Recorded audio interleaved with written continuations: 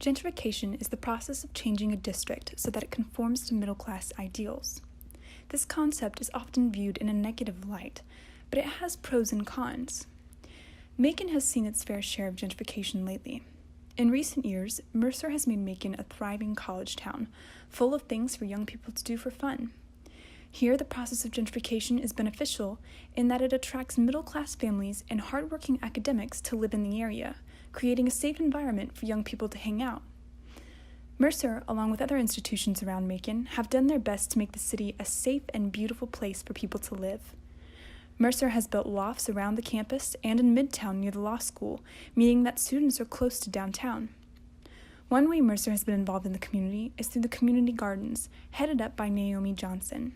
In an interview, Ms. Johnson, a longtime resident of Pleasant Hill, stated that since the gardens were started 14 years ago, many Mercer students have come through, contributing more than 640 hours of work at the garden.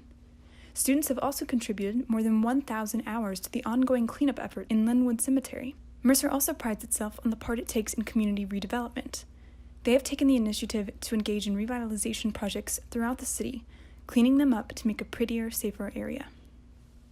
However, Mercer's impact on the community is not all positive. As a result of this gentrification, many people have been pushed out of the downtown area because they do not fit the middle-class ideals. According to the 2000 census, there were over 2,000 households in the 31201 zip code with less than $10,000 of annual income. In 2010, despite an overall 14% increase in concentrated poverty throughout Macon, the number of households in the 31201 zip code with less than $10,000 of annual income had decreased by half. Another example of the problem with gentrification is in the Pleasant Hill community.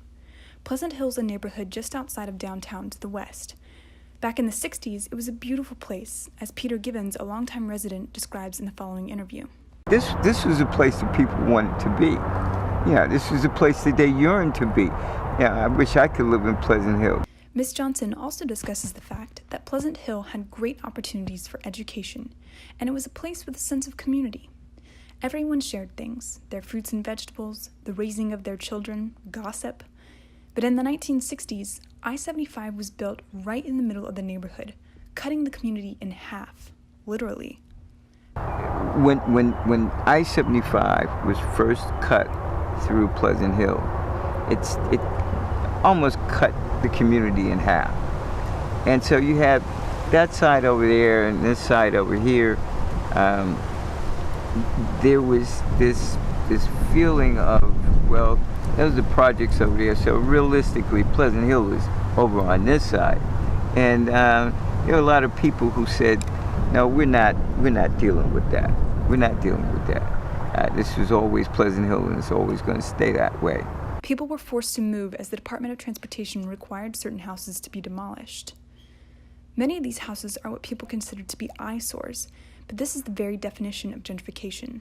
Some houses have fallen into disrepair and blight because of the progress of I-75 and the growth of poverty in the area. But others remain living in houses just next door. Sometimes people even live in the most dilapidated of houses in this area. Construction has also been an issue with the historical aspects of Pleasant Hill.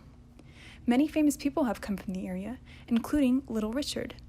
His favorite house was stationed at the corner of a street right next to the construction area. Now that the interstate is expanding, the house can no longer exist where it used to be.